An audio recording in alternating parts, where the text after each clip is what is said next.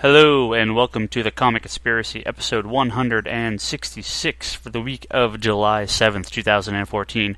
My name is Ryan Higgins, and this is actually the continuation of last week's epic 3-hour podcast featuring our entire crew.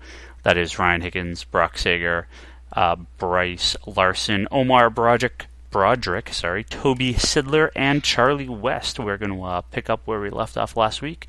So thank you guys for checking out this extra long episode. And here we go.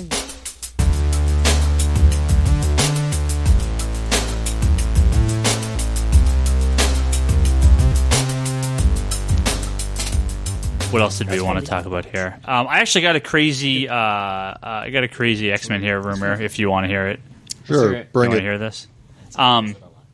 So they were talking about what is it called?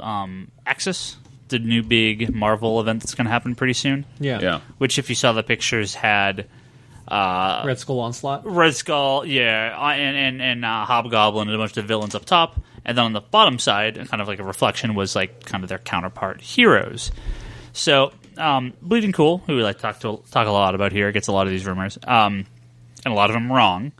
Which is why I thought this was such a crazy rumor. The pitch for Axis so far that some people are writing into him about, how they know this or where this is coming from, he claims is complete bullshit, and people at Marvel have denied it left and right. But I think it's so crazy that we should talk about it. Did Rich actually write the article? Yeah. In case 5% of this actually comes true. Axis is Marvel's reboot event. That this is their Flashpoint or Crisis on Infinite Earths. It basically takes the Marvel heroes and villains and flips them. So the villains become the good guys, the heroes become the bad guys. Cyclops being the main bad guy in the title now. Wait, this is what's going on, or this is the rumor that is not true? This is the rumor that they're claiming, that Marvel is claiming is complete bullshit, but I thought it was so crazy. So this is the pitch that is in fact not true. But... You're telling it like it's a story. To me, it sounds like... Yeah, right. This is the rumor of what Axis is about and what happens. That is 95% not true. Correct. Okay, keep going. But it is so crazy... I just wanted to reiterate... that I wanted to talk about it. Right. Please. As far as we know, this is not actually true. Okay, keep going. But it is so crazy that I thought it'd be fun to talk about and theorize about. And, yeah, I love it. Again, if 10% of this happens, it's a big deal. Okay. If 10% of this happens, then 1.5 X-Men books will be rebooted. Yeah. And I hope that it's the Simon Spurrier ones. Don't you want a new creative How did team? Uncanny Avengers not make your X-Men list? Oh, that's not counted as an X book. Dude, it's totally an X book. That's an Avengers book, dude. Dude, how do you have Apocalypse Twins being the main fucking enemy? Dude, list sound off on the X-Men that are in that book. There's like Rogue? 4. Wolverine? Havoc. Wolverine doesn't count. He's in every book. And Sunfire. Sunfire? Oh, fuck, Sunfire's awesome. He counts for like 5 because he's Asian. So this... Yeah, but Rogue counts for like -1 because she's basically an Avenger. Wolverine, too. Boring. So this crazy... Anyway, that is a great book, and that's actually something else that I have to talk about later, but that's I'm only bringing this up, though, because it's Remender. And if you're reading Remender books, you know that it's very possible some of those story threads could be true. By the way, we would be better served talking about Remender books than bullshit X-Men rumors. But... So the main point of this is that Cyclops and Havoc are the kind of the two big villains of the series. Havoc being like basically taken over by mind control or whatever, and Cyclops being the actual big bad. The end of the book, or the end of this line, is the reboot of the Marvel Universe, in which Cyclops dies and the X Universe. No, the Marvel Universe. And all mutants go away. What? Now, the reason... Yeah, that's not happening. Well, hold on. Now, the reason I want to talk about this is because this is not the first time we've heard this rumor.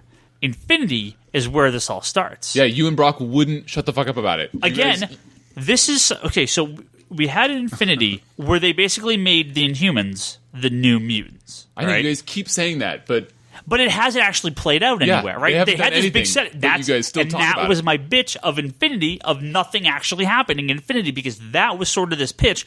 Oh, we're gonna have this big Terrigen mist sweep across the world, and we're gonna have all these new mutants. Except I wouldn't call it sweeping. Well, except it never happened. We'll get to that in a minute. So that is what the rumor here is that that's the final outcome of Axis, is that the mutants go away, and that it is all Terrigen mist made. They're not actually mutants. Now, that doesn't mean that all these characters can't still be around.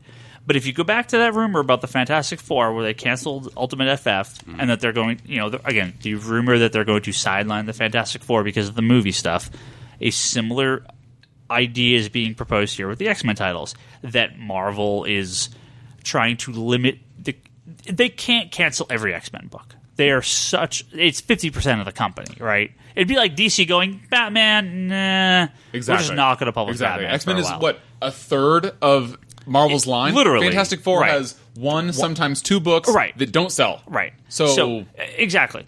Well, I'm just curious because is it going to be the I-Men? What? I mean, the Inhuman Men, the I-Men. Jesus Christ. What? So I'm seriously asking because then you can have the A-Men. No, you're and trying to be funny. So that is the question here is, we don't know what Axis is really about. The idea of the heroes become the villains and the villains becoming heroes, kind of in like a House of M sort of style, makes sense based off that cover art with their characters on the flip side. It's kind of like the Earth 2 cover, the Morrison one, which was Omar's pick a while back. All these things, so that idea does make sense. The idea of them basically ending every X-Men title and not publishing anything with those characters is impossible. That's not going to happen. So I think there is some truth in this, though, that we will have some form of change to the status quo of the X-Men post this Axis event. Okay, so it's like any other year. Sure. Okay. With the death of Wolverine and them taking Wolverine off the board first, obviously that's a big push in that direction of some of these characters potentially going away. Now, could it be for a year? Could it be for a couple of years? No idea.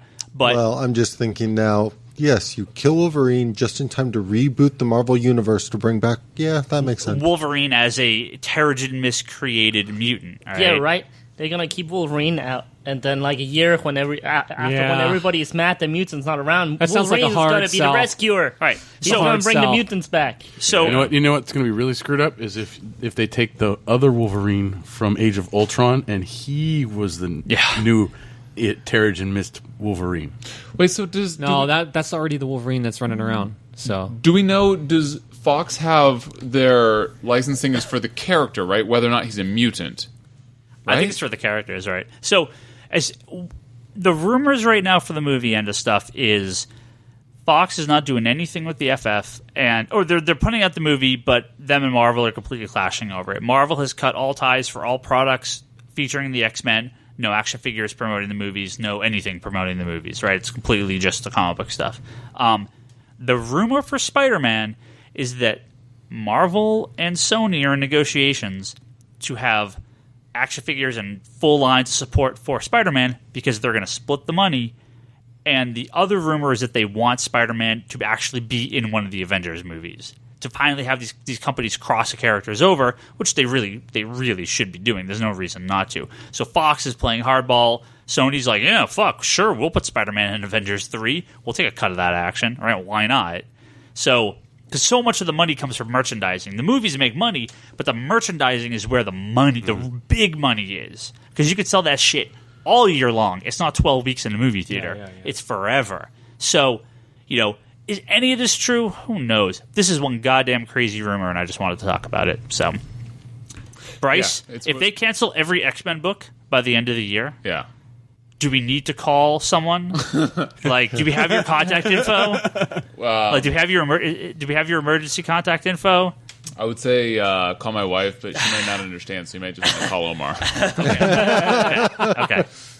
Omar, you're gonna watch out for this guy, right? Okay. Yeah. I mean, mutants is greater than fucking Terrigen mists. That's not going. It's not happening. Yeah. It's so ludicrous. And even if it did, I would just I would bump it to the next 13 best written books out there, whether they be DC or Image or Marvel. I would just.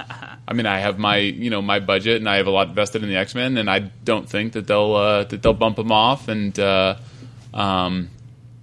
I think that there's thousands of other people that are sort of in my same situation, and that's why they won't. Yeah.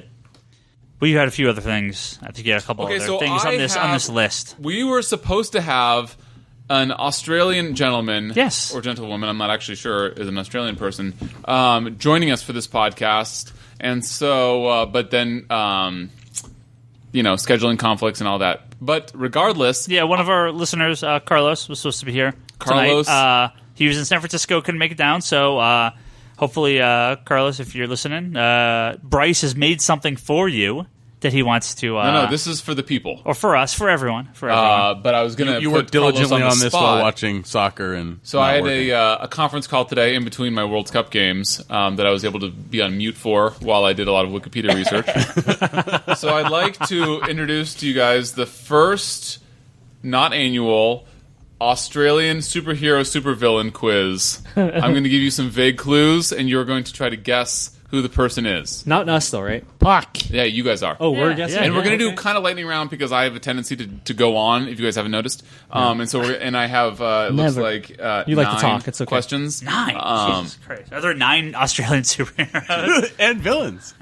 There's actually not very many. So Captain Boomerang is only, like, kind of Australian? So would you let me do my fucking quiz? You're killing me. Wolverine is Australian in the X-Men cartoon. Okay, anyway. Is he? So... I don't know. First question. We're gonna try to do this quick, so you guys have to be on point. Ready? Okay. So first question. My boyfriend is a mutant, and I'm a bounty hunter that loves getting hammered. Who am I? Lobo. Nope. No. My boyfriend is a mutant. Okay, since nobody got it right away, a mutant kangaroo. What? My boyfriend is a mutant kangaroo, and I love getting hammered and swearing. Oh, Tank Girl. Yeah, buddy, Tank Girl. Well, I completely was not. I was thinking Kangaroo, like the Spider-Man villain, or whatever. That's a weird Like thing I was to like say going directly. in. Yeah, Tank Girl. Okay, anyway, Tank Girl. That was Ryan. fun. Ryan gets 1 point. Okay. Next. Ryan's just going to win. Is Tank Girl Australian? Post-apocalyptic got a Australia computer. is where that story takes place. Anyway, all right. My father. This is gonna. You guys are. Nobody's gonna get this. My father was before his untimely death an underworld crime lord, and I would have been right at home on Baywatch. Say that again. What the fuck? My father was an Australian crime lord. I'm sorry, an underworld crime lord in Australia, and I would have been right at home on Baywatch. It's Marvel, DC. I'm not going to tell you. Oh, come on. I look just like Elixir from the X-Men, speaking of Elixir. Shit. Man. It's Lifeguard from Chris Claremont's Extreme X-Men run. Okay, so I'm gonna shout out here to internet friend Ken Kneisel, the killer of Flex Mentallo. Lifeguard is one of your favorite characters, and I know this. So if you read Extreme X-Men, there's a mutant hater in there named Captain Kneisel, based off my friend Ken Kneisel. So there you go. Good to know. Yep. Okay. I thought this was good. Okay, ready. Here we go. Lifeguard. I open warp portals Gateway. and am Bishop's granduncle. One of the most racist things of all time in comic books is Claremont attempting to make all the black characters related in the X-Men universe. Wait, hold on. You didn't necessarily get it right. Yeah, Gateway. I open warp portals and am Bishop's granduncle. Yes. Incorrect. What? Oh, wait. Uncle. Oh. His great uncle. Oh, so it's Gateway's kid. No, granduncle, not Granduncle. What? Oh, what is this kid's name? I fucking forgot his name. Because he has that kid. Yeah, buddy. shit. Yeah, buddy. What is his name? Come on, Avengers. Yeah, he's on Uncanny Avengers right now. I don't fucking Yeah, I know know. his You name. guys are killing me. I don't know. I can picture him. That's Yeah. about it. Warp portals, Australian warp portals.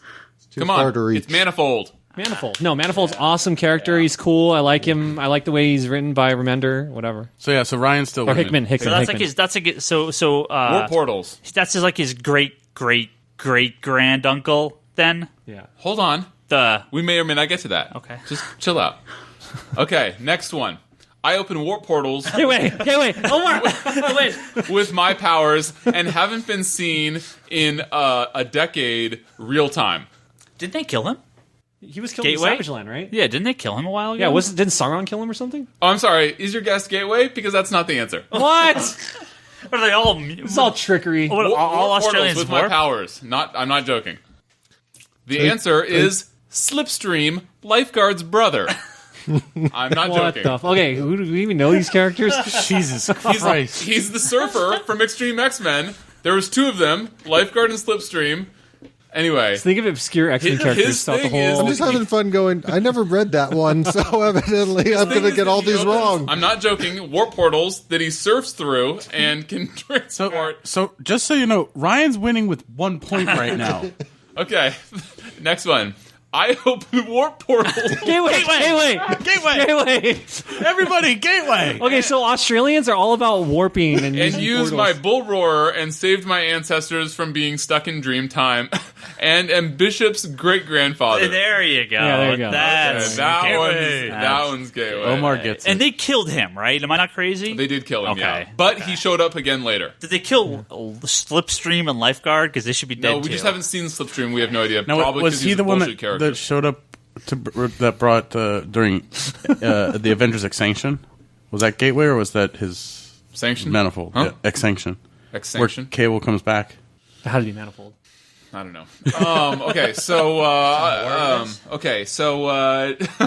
I've been in more comics than any other Australian, and I have served equal time as a government stooge as I have a bad guy. Is that what's his face from the Avengers? Is he Australian? Who are you talking about? Oh, what's his name? The redhead guy with the You guys glasses. all know this. Is he Australian?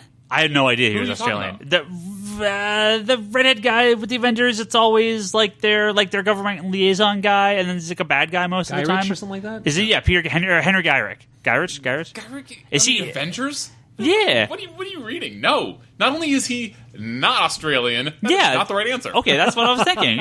Okay, no, I have no idea then. Pyro.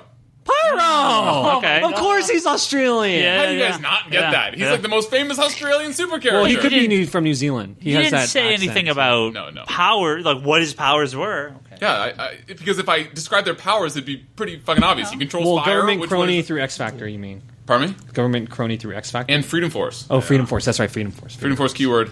Pyro. Hero clicks. He's very Damn good. it. No, Pyro was awesome.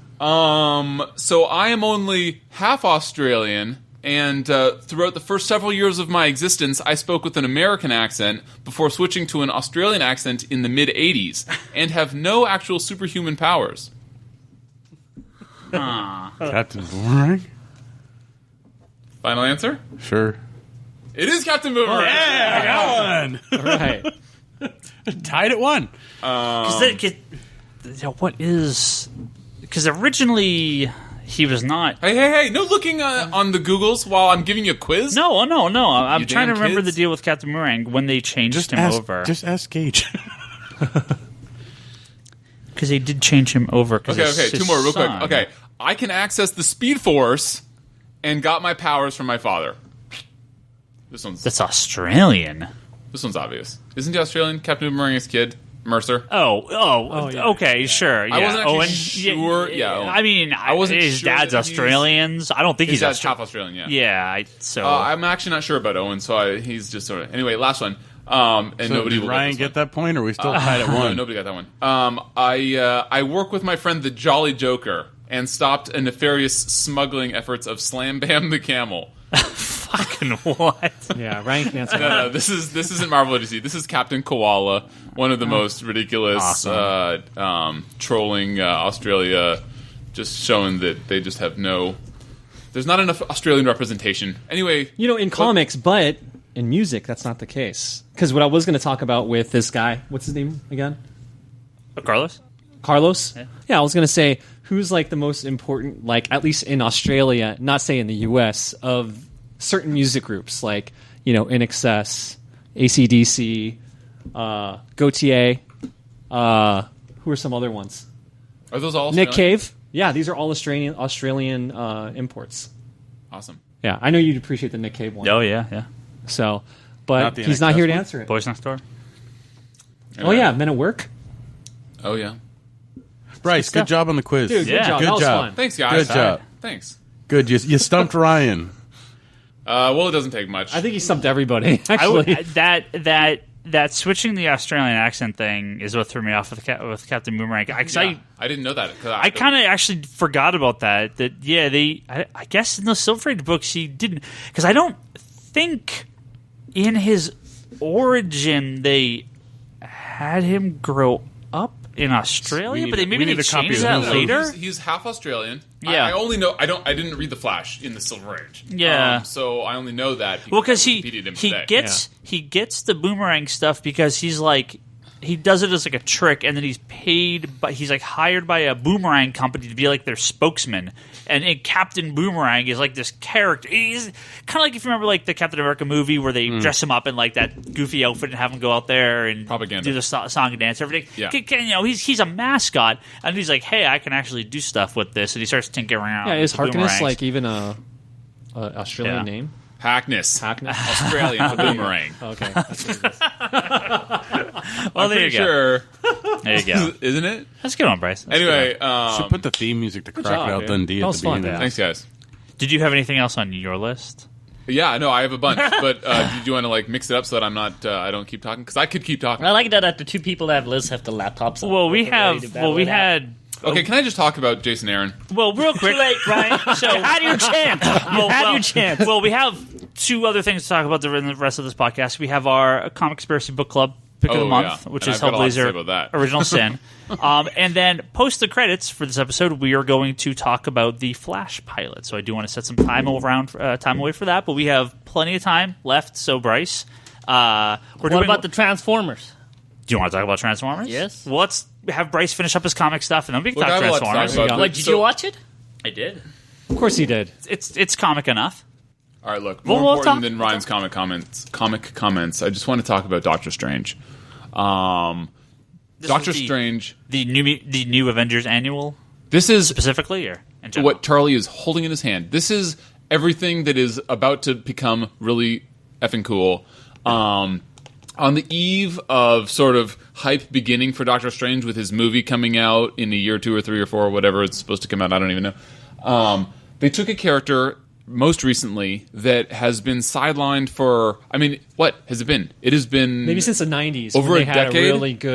a really good story. He like had a solo title, Well- Marvel Knights, and even then, right? I don't think. No, that Yeah, was, but they've been propping him up for a while now with the various Avengers books, even through like but all never the his Bendis run. but never his own book. yeah, he No, was I added mean, to they've Avengers talked because about he's a doing famous that character, with- but he's never done anything that cool. Yeah. Straczynski did a miniseries. Yeah, They kind of retconned his origin and everything. Yeah.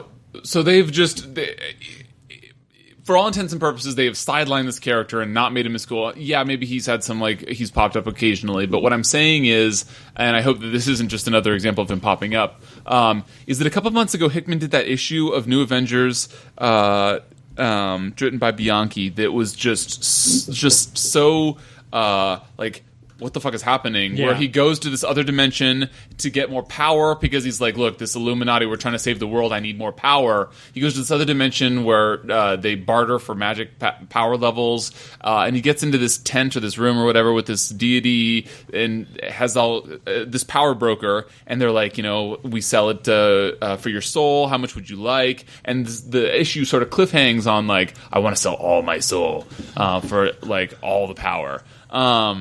And it sort of ends there, and it's not really brought up for the next several months. And so it's sort of like, I was thinking, at least, you know, what has happened with Doctor Strange? And they sort of brought it up from time to time since then, just briefly, like, oh yeah, he's way more fucking powerful now. But they haven't really addressed it. But then this last Wednesday... What? did they do the same thing with World War Hulk? Nobody read that. I read that. No, I'm just kidding. A lot of people read that. So I don't know. I don't know. They did but- something where he got a big power boost during World War Hulk. Okay, well, anyway, so Doctor Strange, all of a sudden this week they dropped 2 huge books, the quote-unquote New Avengers Annual, which is actually a total Doctor Strange Annual, but you gotta say that it's a New Avengers Annual because it 100% affects the New Avengers more than it affects the Doctor Strange universe, I mean, for the most part.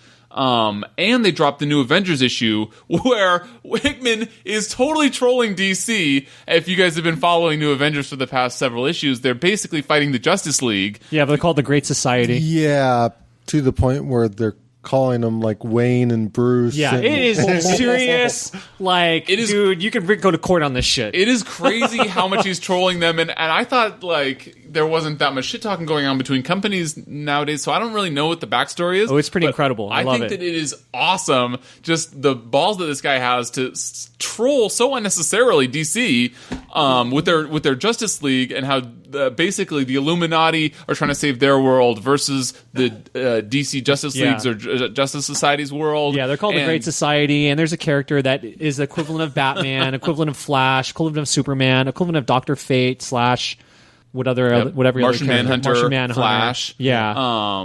Yeah. No, it's completely the Justice League. And so it's a huge troll in DC, and they're all I don't want to spoil the comic book because it's a really good read. Basically, you guys should all go pick. No, I am going to spoil it. You guys should all go pick up this last issue of New Avengers, and you should read the New Avengers annual with even though it's not Hickman. It's Frank Barbary. Frank Barbary, yeah.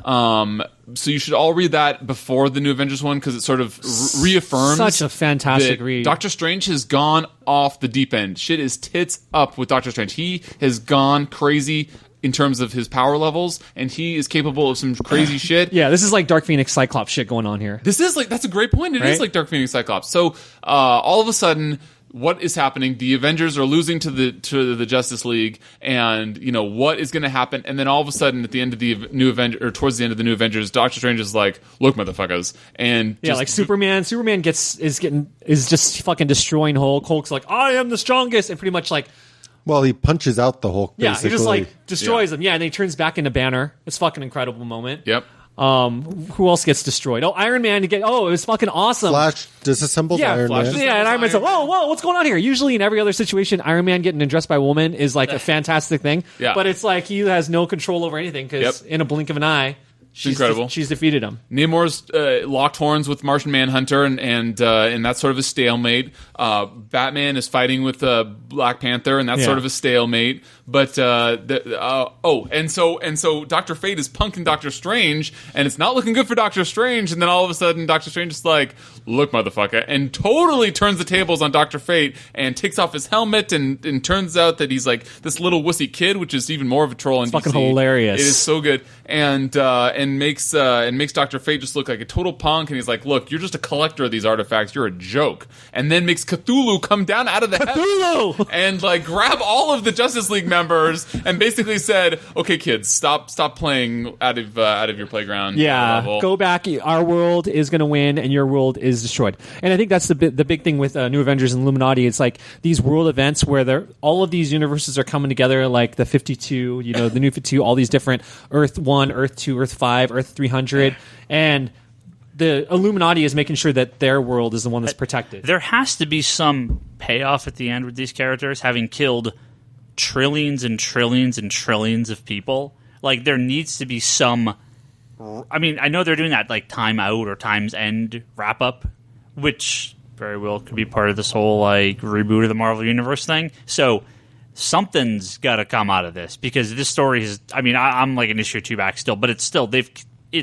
It's so out of the reach of a traditional Avengers story. Like, these characters are on such another level Hickman. at this point. I mean, it's Hickman. Right, but like there needs to be some sort of repercussions for this. Well, there is, because in the Avengers book, Captain America pretty much grabs all, like, Thor and all of his trusted, like, Avengers, says, "Hey, come with me," and he's like, and he fucking goes out and hunts down Stark, and Stark, pretty much fights. It's like fucking Stark and all of his armor against Avengers. There's no way this and Uncanny Avengers can't all be just they have to be completely retconned in some fashion because of the events of these stories. Have you been reading Uncanny Avengers? Yeah, I mean, like I said, I'm like last issue. Okay, I'm like an issue or two back because we had sold out of the last. Do you know who the villain is in Uncanny Avengers? Yeah. Yeah, it's Kang. You know what he does? Kang. He time travels. So right. you know everything is very time. Yeah. So that's an easy fix. Right. Hickman, I don't know what's going to happen, but it's been a great read, and I didn't read all this Straczynski or whoever did these Marvel Knights or whatever issues with Doctor Strange in the past decade, but I haven't read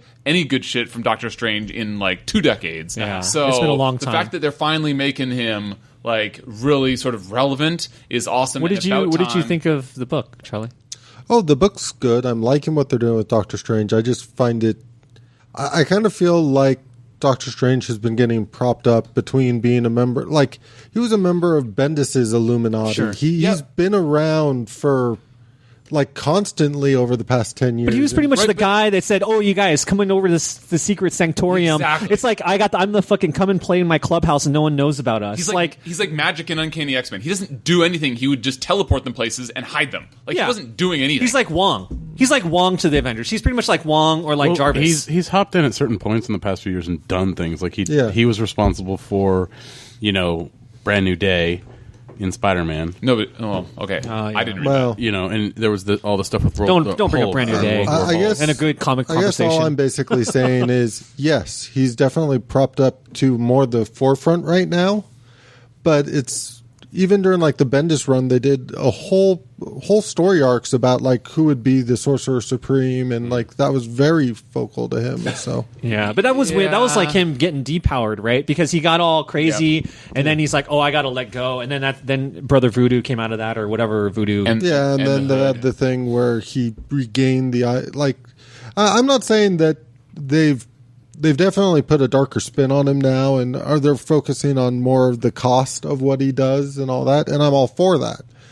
I'm just saying that I don't feel like he's really coming out of nowhere. They're just sort of doing a story featuring him, and it's a very good story.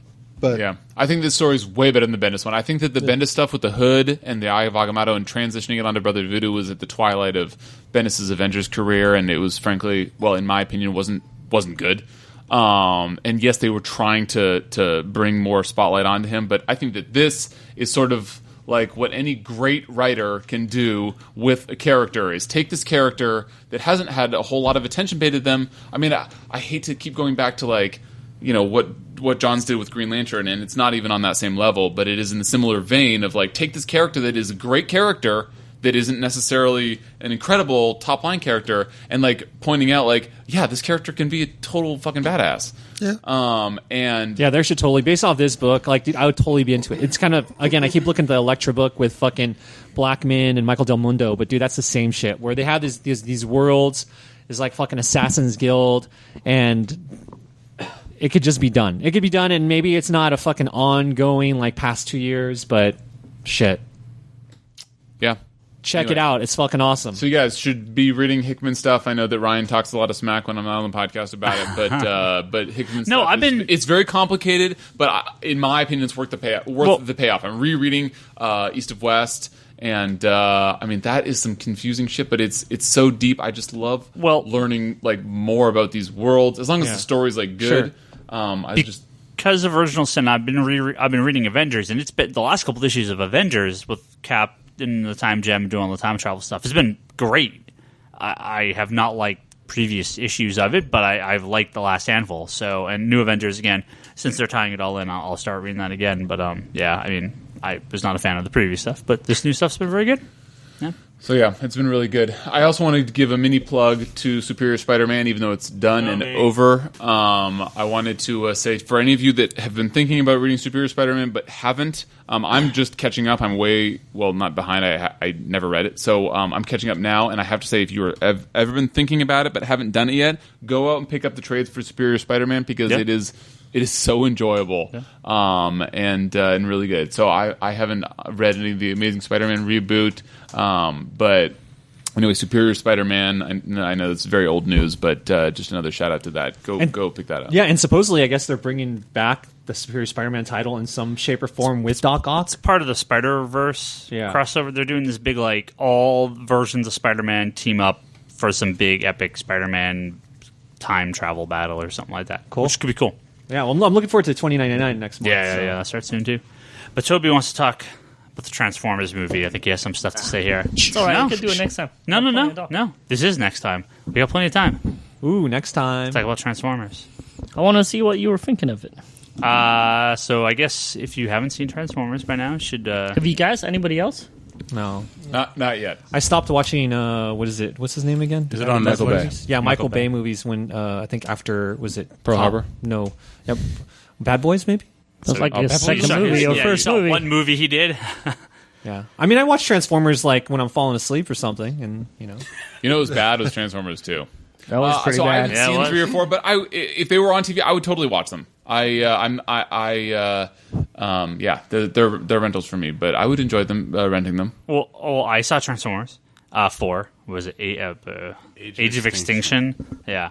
I like the first one. I legitimately really like the first Transformers movie. I think it's super fun. Number one? I think it's just balls crazy, and it's just awesome to see the robots. And I don't hate Shia LaBeouf. So, like, he's fine. Whatever. Maybe he's an idiot in real life, but in the Transformer movie, he's fine.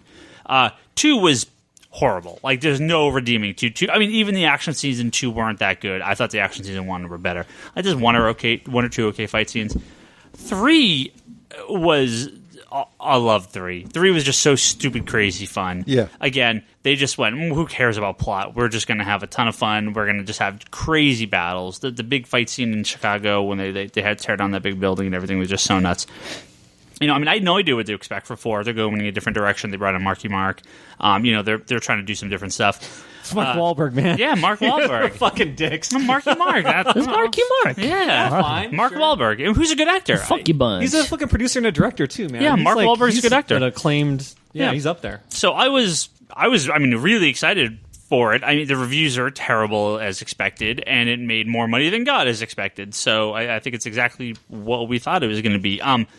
I've been dying to talk to you about this all day long, but your fucking ass has to be sick at home and not be online. So, it was crazy. The action in this movie, almost made me sick crazy. It was just so ridiculous and so over the top. I loved it.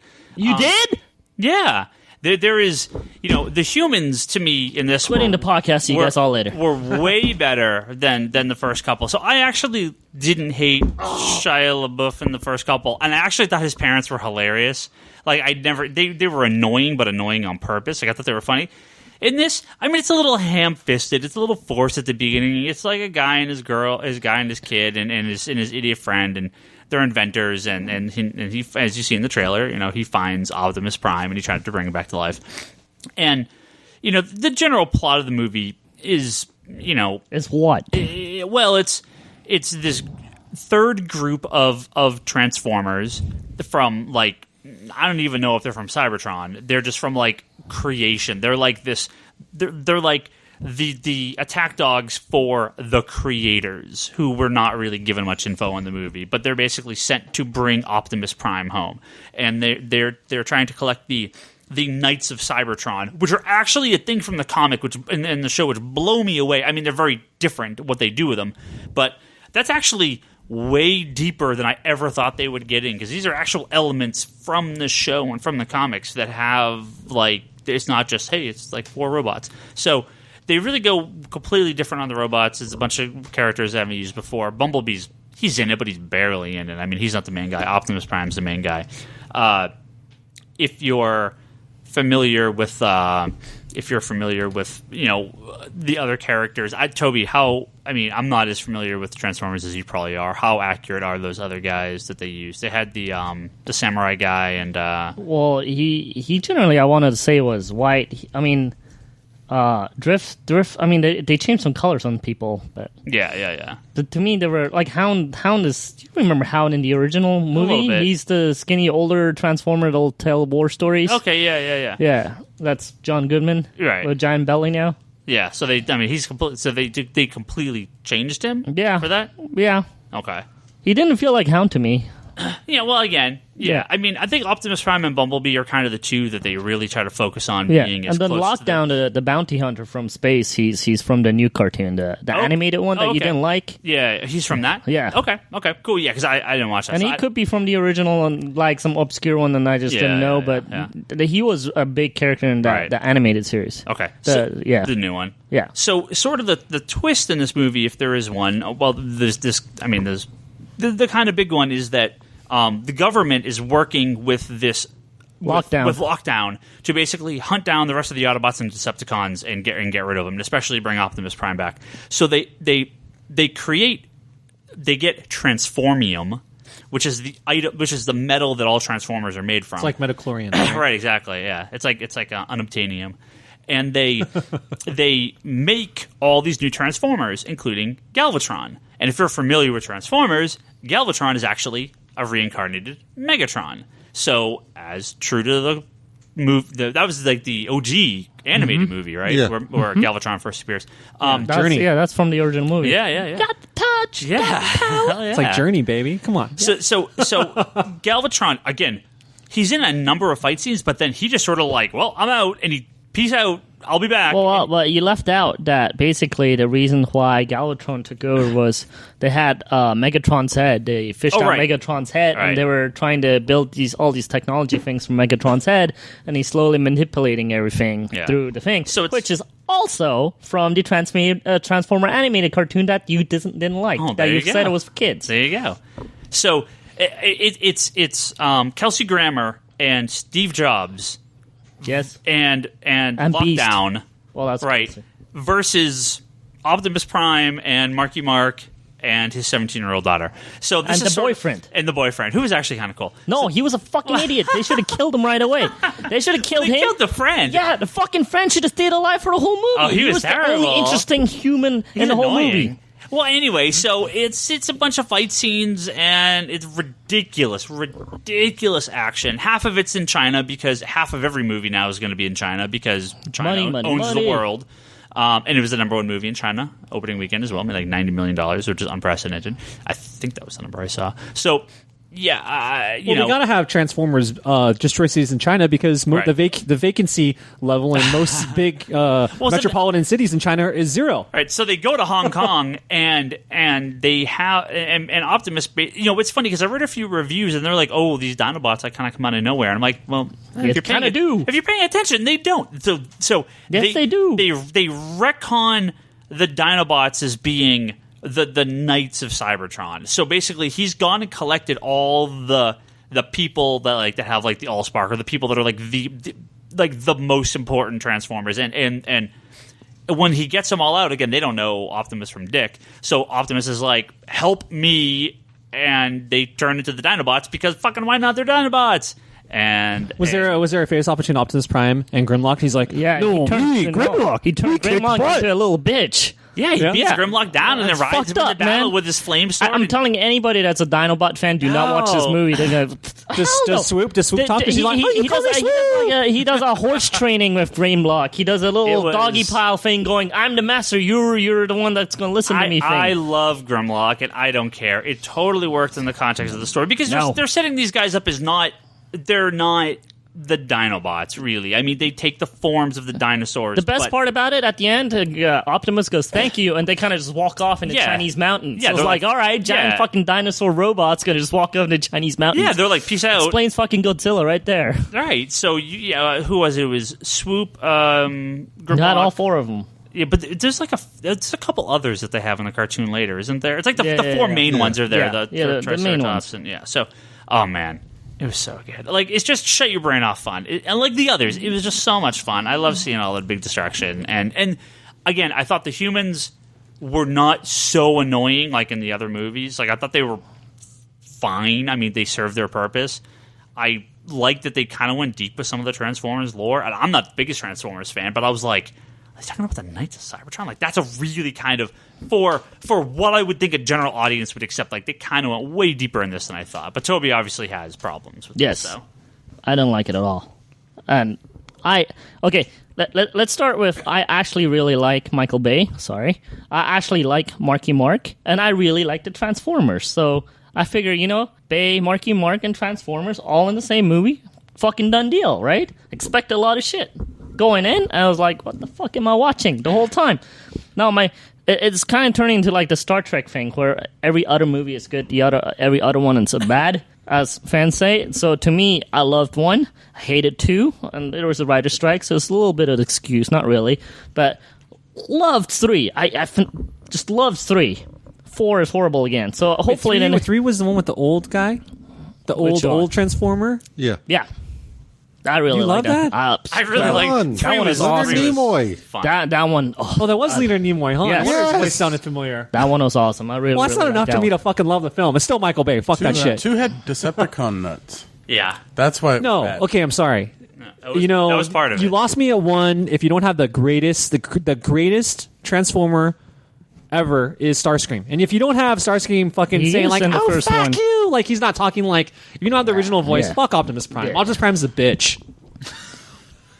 Well, one's all about Shots Bumblebee. fired. I mean, Optimus Prime is a bitch. All he does is fucking get tricked by Megatron all the time. And Optimus Prime is awesome. he beats the hell out of Grimlock, rides him into battle with a sword. Yeah, that was horrible. That's Horse bullshit. shit. It cuts the hell out of people. Grimlock would never let Optimus do the that. Dinobots fucking they defeated Optimus Prime. Well, they just got out of originally. they just got out of their containment thing. You know, Oh, he's a little God. rusty. I just don't- love the fact that originally they built the Dinobots. Yeah, with Wheeljack, right? And then they had to retcon it later because they decided you can't just build more Transformers. Wheeljack, Yeah. Wheeljack was like the first black scientist on fucking 80s television. Anyways, this had all the makings for me to be very, very excited about, because I know I wasn't a big Shia fan, but whatever. I hated some of the side characters in the other movies. Whatever. The third one really, really worked for me. I really like Josh, whatever, Mr. Fergie, and I really like Tyrese in the movies. I thought they all worked in the movie. The whole soldier things, totally fine. Worked great. I loved it. So I'm going this movie, they're going to start a new thing up. Totally fine with it. I actually kind of like the first half an hour to an hour of the movie. I think because it's like a 3-hour movie. So I'm like, It's really long. yeah, first hour, I'm like, this is awesome, and barely any Transformers are in it. I'm like loving it, right?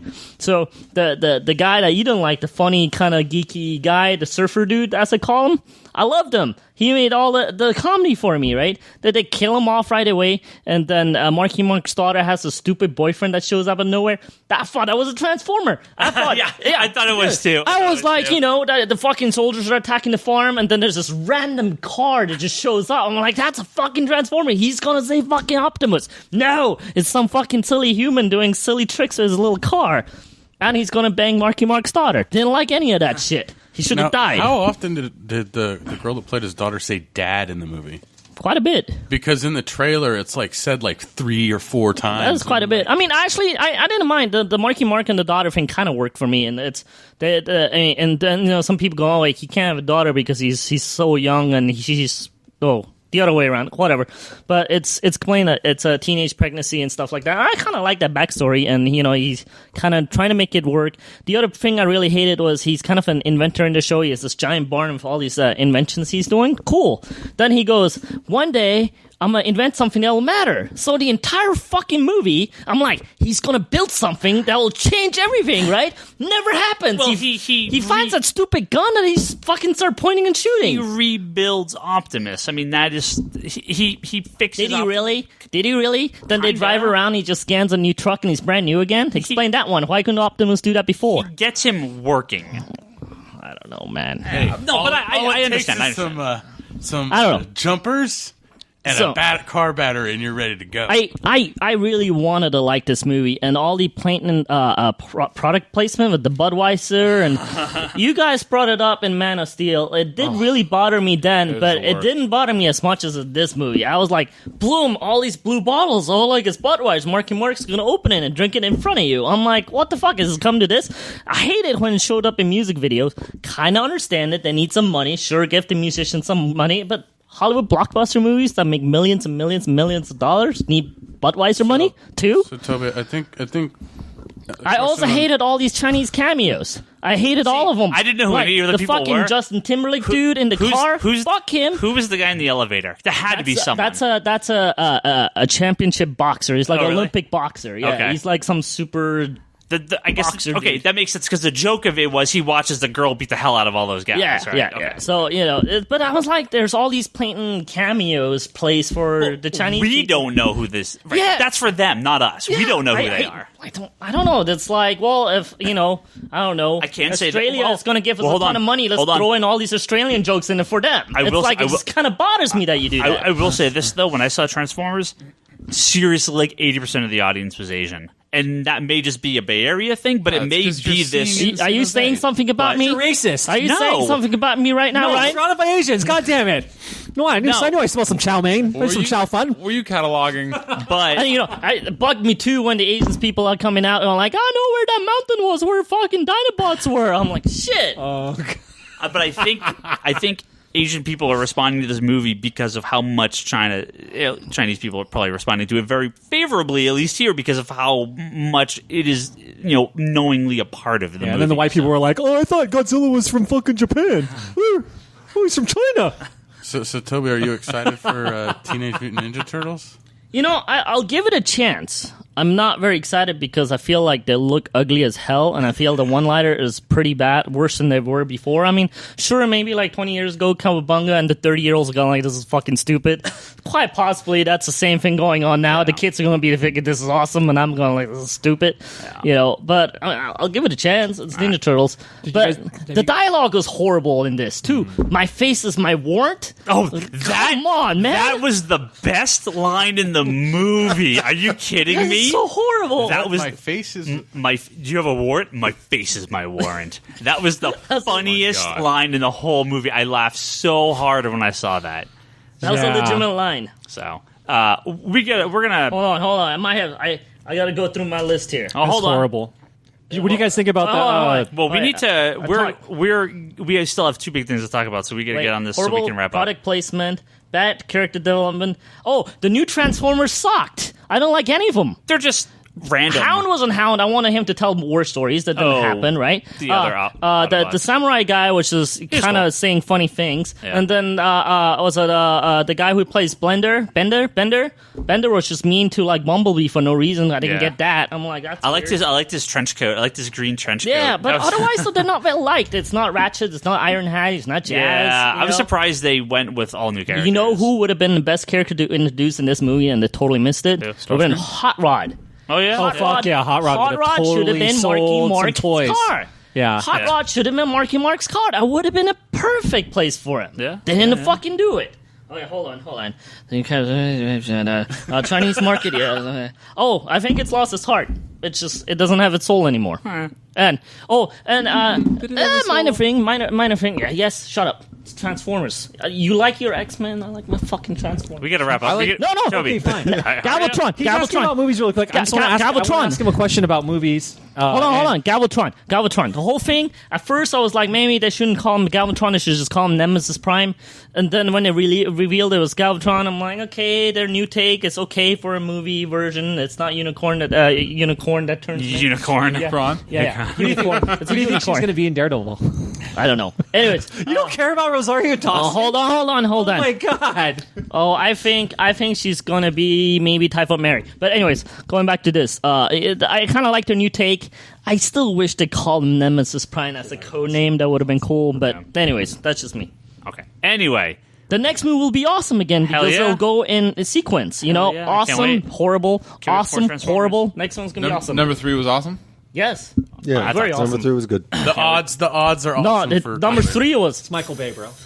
Michael Bay and awesome. Shut up. I don't actually hate Michael Bay like you do. I'm so mad. I don't say I hate him, but number it's 2 just was like, so bad. Dude, he thinks he's like an artist. He thinks he's like high art. He is. Do you see the shit he does? That's not easy to do.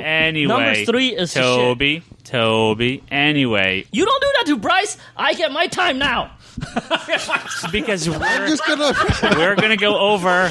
We're gonna go way over. We're already way over. This one's gonna get split into 3 episodes now. It's getting close. So we got to talk real quick about comic book club of the month, which was Hellblazer Original Sin, which is my pick.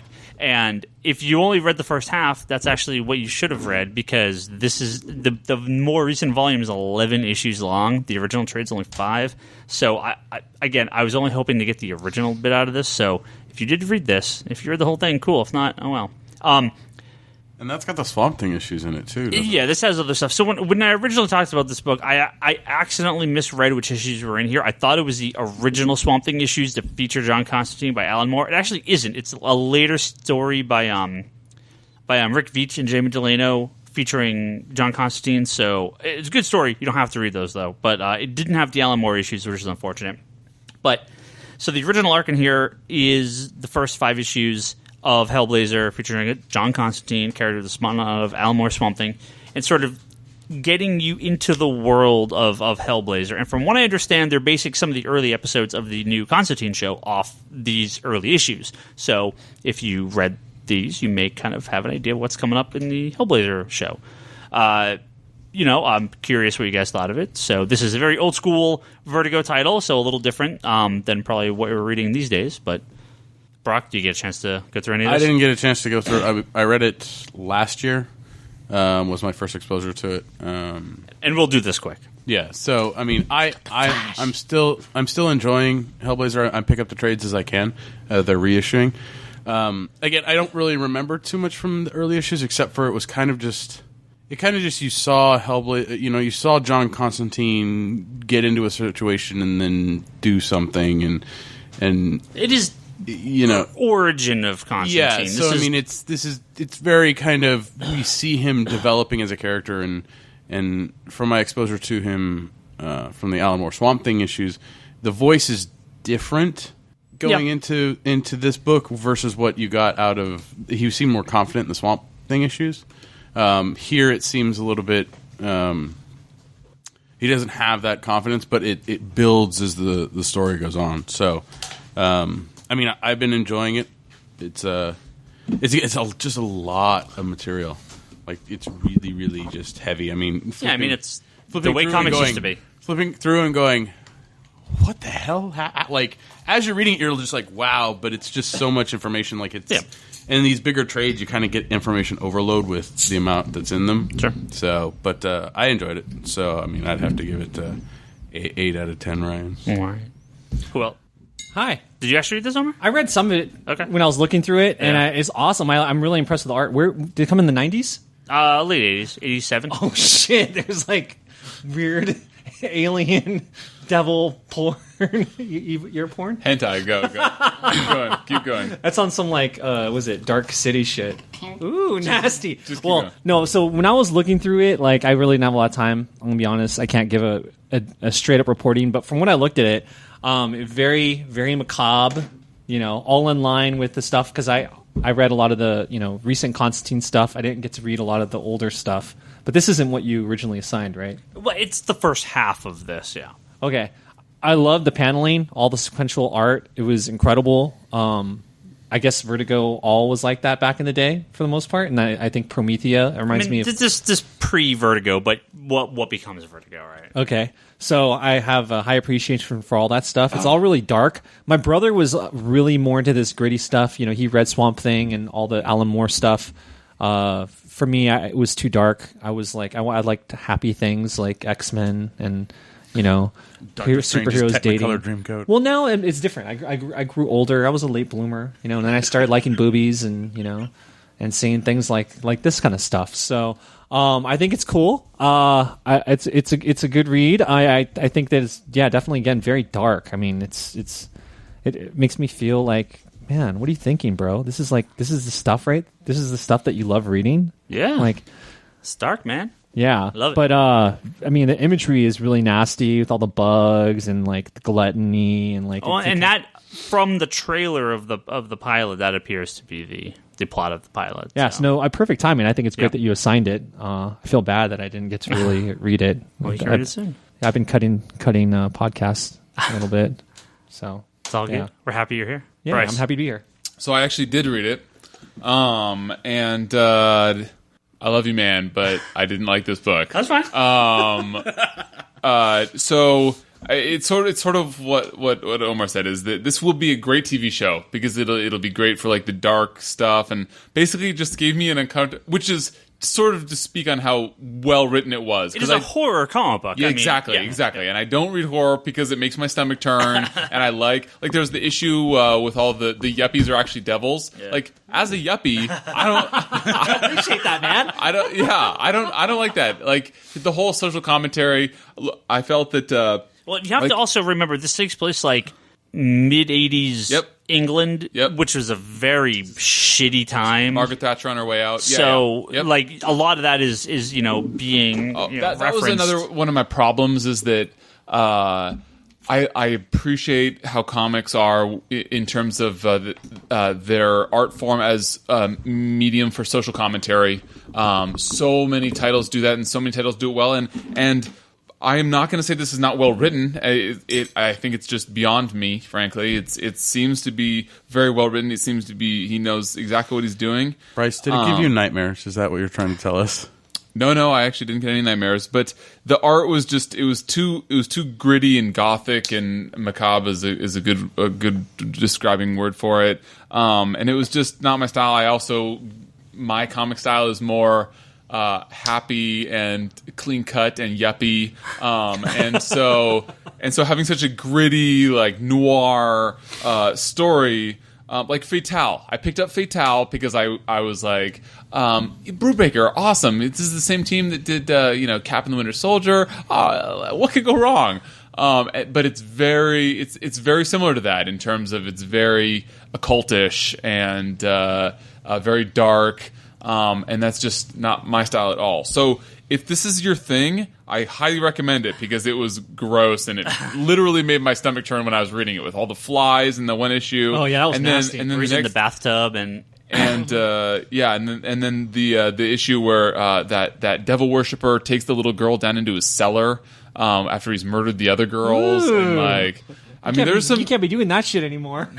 There is some dark shit in this, and I didn't like it. It was too real for me. It was too much. So, I cannot deny that it was very well done for what it was supposed to be. And so I'm probably not the best person to rate it or review it. If you like this thing, 10 out of 10 for sure. I would not give it a 10 out of 10 because this is about as far away from what I like as possible. That's fine. But yeah, it was. Paneling's sick though, right? Like how it's it is unconventional at that time. I mean, this is like. Yeah. So I like my John Constantine how he is nowadays, where he's an asshole. He actually does magic in these first 5 issues that I read. He doesn't really do any magic. Right. There's a lot of magic related stuff that happens around him, which is why I think it'll make for great TV. Is because the stuff will just sort of happen and he'll be around it. And I think that there's a lot of that in TV now, and so it'll be well suited for it. The one thing about John Constantine, you may kind of get a picture of that from the issues you read, is that his sort of superpower is that everyone he knows and loves dies because of him. Like that's sort of like the thing that happens through the entire series. So you get a bit of that in these early issues where bad shit happens to everyone around him, and that sort of. I don't want to say that powers his magic, but that's definitely sort of just if you know. Well, it's a motivation driver as well. Yeah, you're gonna have a bad time. For his stories. So yeah, I mean, so I don't know what happens after issue 5. I know that this is a long running title and it's very popular and successful for what it is. So. My experience and exposure to him is not a lot, but I do know that, like in the Justice League Dark, in the New 52, I like that he's an arrogant asshole, lying bastard that practices magic. I like that character. This character, not so much, and the art doesn't help because it's like too gritty and raw for me. I also, I've had so much. Like Englishmen, Scott, like these writers that have come out of here that you recommend all the time because you love them. Oh yeah.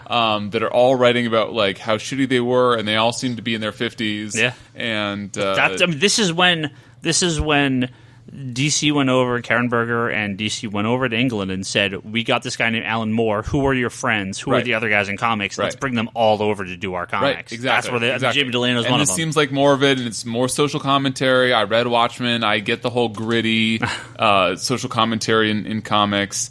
And I'm sure this is fantastic for the people that like it. But not for... us yuppies listening. Okay. Toby, did you get a chance to finish this one? No, the number 1 trade that I own is a completely different trade than is this one. It was like issues 30-something or 60-something, and it's not in the beginning at all. So you got the wrong one. Huh? Okay. Yeah, I didn't have the Well, right I think ones. that's when your boy takes over. Well, later, Garth Ennis takes over. Yeah, it's and quite does a long possible. run. Garth Ennis. I mean, he had a run. A long run, yeah. I'm sorry, Constantine had a run of great writers on it. I wasn't thinking of Garth Ennis. I was thinking of... He's always had, I know Brian Azzarello wrote. Brian Azzarello. Oh, he wrote a whole bunch. Which Actually, I might have a Brian Azzarello argued stuff. as the best or the worst of the series, depending on how you take it. Where are you at with that? It's okay. Oh. Yeah, it doesn't feel like Constantine, but it's good. Warren Ellis wrote it for a long time. Oh, yeah. Paul Jenkins wrote it for a long time. Garth Ennis. Neil Gaiman did. Neil Gaiman did one issue. One issue. Yeah. Grant Morrison. Alan Moore did a couple. Other than he never Swamp actually Thing? wrote the main book. No. Oh, no. No.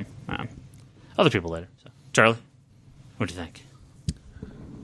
So I guess the way I've always viewed Constantine, and this book is very, very on par with this, which is one of the things that I love going back to some early issues when you kind of go, yes, that is the character I know, is the sense of Constantine is the one who faces the situations where there is no, I can just pull out a happy ending where everybody survives and everything's okay and there's puppies and rainbows. And no, he's very down to earth in the way that goes, yes, I can stop this bad shit, but there's going to be a cost and I'm going to have to live with that. And yes, that makes him out to be a cold, calculating bastard or whatnot, but that's kind of part of what I like about it, because as much as he comes across as a cold, calculating bastard, I know each of these little things sort of like have that cost on him, that he has to live with the fact that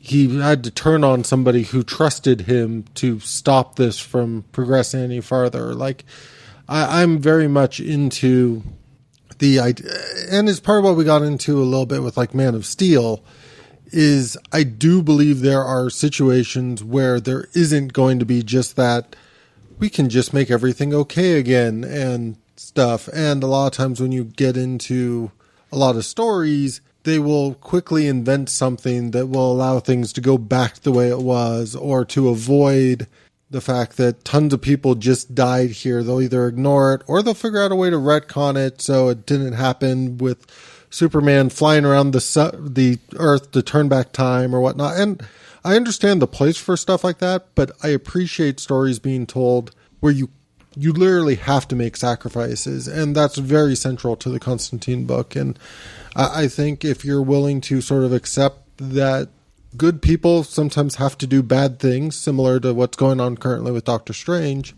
is right up that alley. That was like a quote from Doctor Who. Yeah. So, no, I liked it quite a bit. I'd probably only give this early stuff 7 Ryans. Okay. Yeah. Yeah, what I like about this book, too, is elements like, that stick with the book. A couple characters created in this, Chaz, his friend. Papa Midnight, he's supposed to be a big villain in the show, too. These characters, they get introduced in these first couple issues. Actually, maybe in the first issue. A lot of these characters run the length of the title, so it's rare. It's kind of rare when you have a character like this that's created where they take these characters and continue to use them, and Chaz being the examples of like someone that actually doesn't die.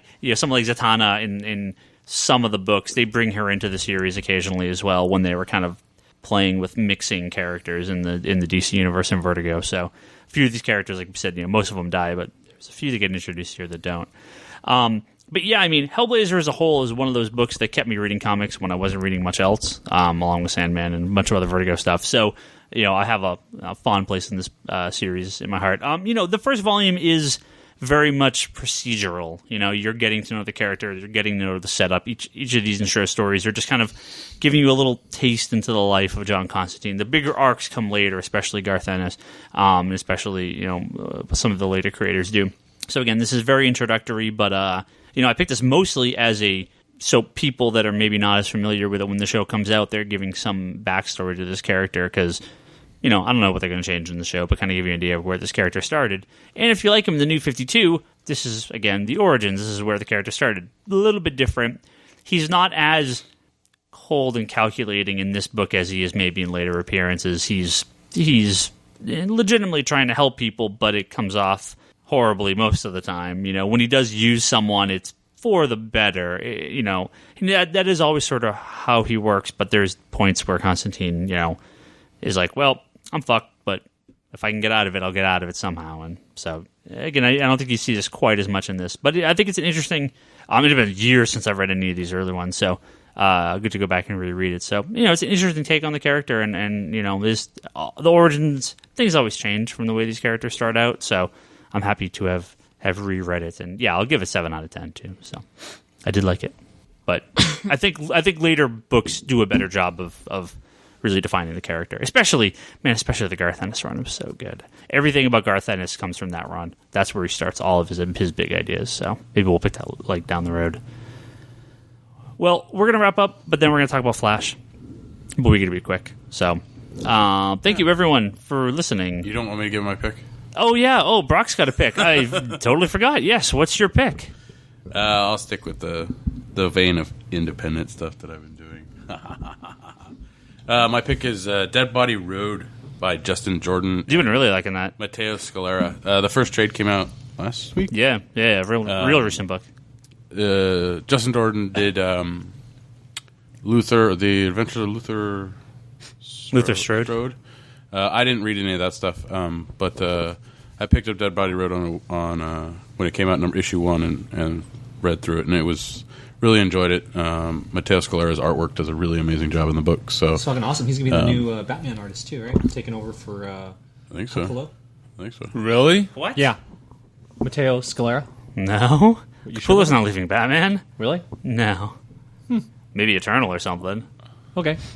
But I think Bryce, you read the first few issues of this. I read the whole thing. You read the whole thing? It's a miniseries, right? It's done. It It's done. appears like it's a miniseries, but No, he's gone on to do another title. It's done. Yeah. But it was fantastic. Yeah. This is a in my Did you get punched in the eye?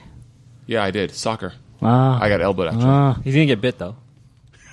in the eye. So Volume 1, Dead Body Road, Justin Jordan, Matteo Scalera. That's my pick. So we'll talk more about it when. We will talk more about it. This is a great book. Matteo Scalera is he's also on Black Science with Rick Remender, which is another great book. And I think that both of them. I guess for me, I love stories, but art is a heavy hitter for me. And Matteo Scalera, I love him. So I love this, and I'm loving Black Science. But this is a great story. You know what? I was talking yesterday with my wife about we're watching Orange is the New Black, and man, that season 2 was shit. In my opinion, I hated season 2. Anyway, thank you for listening to the Comic Conspiracy. We will be back next week with some more stuff here. Probably not Bryce. She's going to try to get everything out. But we got one last thing to talk about. You're going to be breaking this episode up into multiple parts. Right. So we probably don't have to show up for like a month. If you guys like this episode, you can listen to all our previous episodes at Geekbox. We're doing a whole Flash episode? No, we're going to briefly talk about the Flash pilot that we have illegally watched. Oh, because of the spoiler thing. And hopefully we don't get sued. Oh. Okay. I don't think, yeah. You can listen to this episode and all our previous episodes at geekbox.net and comicsconspiracy.biz. You can discuss this episode on the forums at forums.geekbox.net and the Geekbox Facebook group. Go do a search for that. Digital.comicsconspiracy.biz is where you can buy all your digital comics or Comixology. We have a bunch of other crap we do. Brock's got conspiratorbrock.com. Omar has comicsanddekind.com. That's his blog. And Charlie does the Infinite Longbox podcast, as well as Wanderers in the Fourth Dimension, his Doctor Who podcast. We're all on Twitter. I'm Ryan Higgins Ryan. Brock is Brock Sager. Omar is Comics and Dekind. Larson is Bryce Larsen. Bryce is Larson. What up, Larson? Take 2. You're blowing up my top 10 Twitter feed. Bryce is Larson Bryce. Toby is Toby XI, and Charlie is Insanity and Chaos. And give us a 3 count, and we'll be back. Or, I don't know, maybe it's like 10, 15 seconds. I don't remember how long the outro song is. And we'll be back with our Flash Talk. And here we are back with some Flash Talk. We're back. Yeah, we are back. So, the Flash pilot leaked. And, man, I normally wouldn't talk about this, except I'm 100% convinced Warner Brothers leaked this pilot themselves. Because also, the Constantine pilot has leaked. Both of these weeks before Comic-Con. Can't wait for next week when Gotham is leaked. Right, exactly. I can't wait. We're just pre-Comic-Con here. You know, I mean, are you guys okay talking about this? Are we, like... there's no way. I'm totally fine with that. I didn't watch it. With the amount of Blu-rays and DVDs and digital crap I buy, if they want to sue me, I'll show them my wall full of movies. I mean, Because everyone. I'll be proof. This got posted. This stuff got posted everywhere. I mean, pictures are all over the internet. So I mean, whatever. I don't watch them. The cat's out of the cat's out of the bag. Yeah. So the full Flash pilot got leaked, and like you expected, it's fucking incredible, and I loved it. What? No, I'm kidding. I'm joking. I was like blown away. I was just like, holy crap! And it. I mean, yeah, you were right. The trailer is. The trailer is for the entire episode, but there's so much more that they can do. Yeah, we can with Flash now. We could talk. We'll keep this short. We'll talk at length more when the episode is actually out and when we kind of know more what's coming. But if you saw the 5-minute trailer, you saw the entire episode. They introduced Weather Wizard, kind of the brother of the original Weather Wizard. So I'm assuming the actual Weather Wizard will appear later in the series as an ongoing threat because they I kill the villain at the end of the episode. I mean, seemingly kill him. Yeah. I'm sure they're going to bring in the original guy in. But there's If they bring in the original guy, I hope he has a wand. Yeah. There's an interesting thing, and I don't know. Piece of the airplane. Hey, Harry Potter did really well. There's a couple interesting things in the episode. I'm not sure how they're going to play off as the show goes on, but they set Barry up very much. If you are a Stephen Moffat fan and you're a fan of Sherlock, a very Sherlockian scene of him examining a crime scene with things popping up, measuring and the tire tracks, yeah. So I don't know if that's something they're going to continue to do. Obviously, it's a very popular aspect of Sherlock, so I could see them continuing that. I don't know. It's been showing up everywhere now. That this. Yeah. More. I don't even want to say that was showed up in the previous Moffat show first, in the the Jekyll and Hyde one. Oh, Jekyll. I think it showed up there first before it did in Sherlock. Yeah.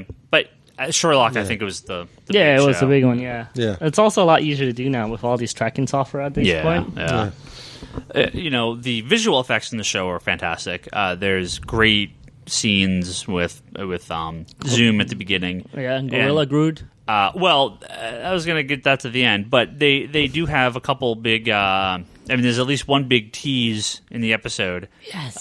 In Star Labs, there's a broken out cell with a label with a thing that says Grodd attached to it. So obviously, we're getting Grodd in here somewhere. Hopefully. Eventually. Even if not, I'm just fine with this, though. It's I'm there. totally fine with it if they even never touch on it. Yeah. So the Smallville Freak of the Week plot is that when this dimensional rift or whatever exploded because of the Particle accelerator. Yeah, right, the particle accelerator.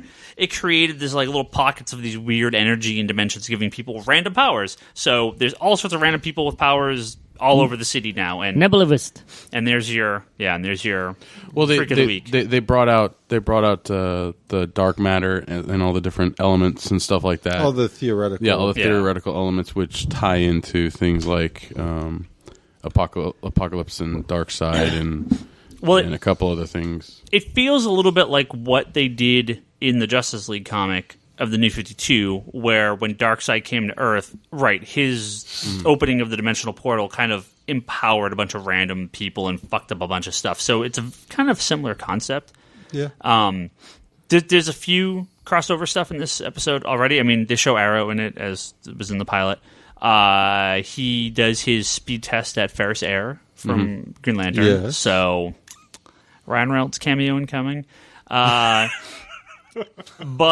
the big one, obviously the big one, is they pull a full-on Marvel post-credit sequence at the end of the episode that's bigger than anything Marvel movies have done, I'll tell you that. So there goes all your credibility. One of the characters that we don't know who he is yet. So there's I think that's Zoom. Yeah. Just tell your story. There's two characters that work at Star Labs that are helping Barry kind of figure out everything. There's the people that will eventually become Vibe and Killer Frost, right? And they showed up on Arrow already. Yeah, right. They were also on an episode of Arrow. So these two are working with Barry, but there's a third guy there whose name I forget. There's a cop named Ethan. No, there's a cop named Eddie Thrawn. Eddie Thrawn, yeah. Who is in theory Zoom. Yeah. But this could be Zoom's relative. This could be something. There's a guy that works at Star Labs who's in a wheelchair. We don't know his name. We know his name, but we don't know his backstory. We don't know what his deal is. It's kind of like Xavier when he's going around in that wheelchair. Yeah, totally. Yeah. But at the end of the episode, he goes in the secret area and stands up out of the wheelchair. So again, and a lot of people are assuming Zoom because of this. He has this little device, and he pops open. It's like a future iPad. This future floaty hologram iPad, and on it says, Flash missing, vanishes in crisis. And red skies vanish. 2024. Yeah.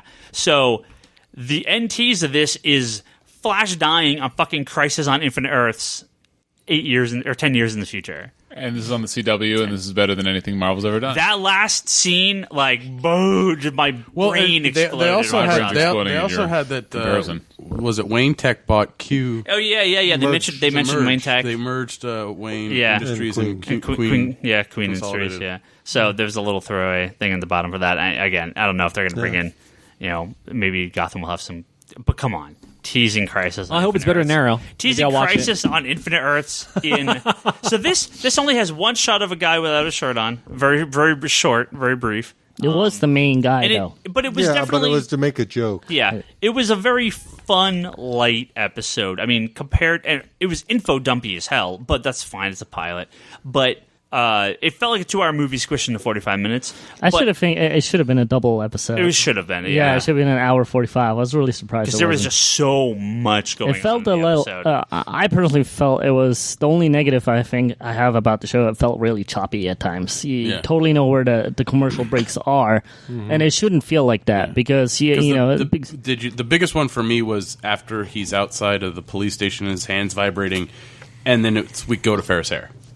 Yeah, that was a weird jump. You could tell it was like that's a weird jump. There's going to be a commercial here. But on the other hand, we're watching a preview that may not necessarily be finished, so there might be a little bit more that we don't know about. This might be the thing for producers to watch. The effects were done. I mean, there may be slight cuts and slight edits. I mean, I'm definitely going to watch it again. But I also liked it. I don't know if you caught it, but he's basically narrating this entire episode all the way up till he sees Ollie. So basically, he's telling the entire story to Ollie, and the narration actually kind of stops after he goes away. So I thought that was really interesting.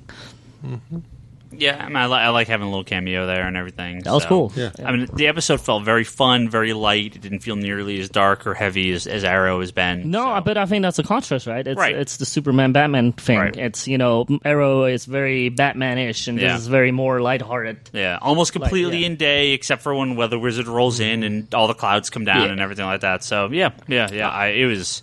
Like, any fear I had, gone. I didn't know you had fear. I was all in. I'm always afraid. You never know how these things are going to turn out. Gotta have faith, Ryan. Gotta have faith. I'm just curious when did he stop? When is he going to stop breaking windows in cars? Yeah. Because it's like he runs past all these cars saying this narration, and yet windows are breaking everywhere. Shatters and then sometimes he runs past and they don't break. And I'm sure that'll... He'll figure it out after the He'll first figure out how episode. to run through them, cars. Yeah. And they definitely don't set him up as, I can run across the world in half a second. I mean, he's running 60 miles an hour at one point, keeping up with a car, and he can't run any faster. So, they clock him at 300 something. miles. but that's when he was like out in the complete open. Like he's not just and running. they said he had to run 700 miles per hour to stop the tornado. Well, at least at the early part of it. At least he is. What you're talking about is he's running at a realistic pace when he's chasing after the weather wizard. And he has gets to in the car, amp himself He up. amps and then yanks the door off and then gets in the opens the door and closes it. Or no, he doesn't open the. He breaks the window. Yeah, he jumps in. Yeah. But he was like struggling to keep up style. at first. So, at least in that part with the weather wizard, they're like, you're going to kill yourself. You're going to run yourself out when he's running that fast. So they're not He's going to vanish into the Speed Force. exactly. Did they do anything new, cinematography-wise, camera-wise, to show speed? Kind of like how... Quicksilver. Yeah, Quicksilver. Yeah. bit. It's not as grand as the movie. Yeah. They probably didn't have the budget for it either. Sure. But there's the first scene basically when he realizes he has the powers, which he doesn't even know yet. It's when he goes sees Iris at the cafe, and they're like hug each other out because he's been in a coma for so long, and all of a sudden things start falling in slow motion. kind of that Spider-Man 1 scene. Yeah, and it works. I kind of like it. It felt a lot like Spider-Man 1. Whether you like or hate the movie, parts of it, the part of Peter Parker learning his powers was one of the best parts of that first movie. And it felt to me very similar to that, where he's like, he's happy about having powers. He's not like, oh, God, I hate these powers. Like he's like, no, this is actually really cool. I think it's because the powers gave him abs. And he goes through it really fast, so... Yeah. Like, I'd be really pissed off if I got superpowers and I didn't get abs. I'd be like, like I got Gold Ball. superpowers, but I got my gut. You can get abs if you want. It's like Gold Ball, man. All right. Yeah. Gold balls.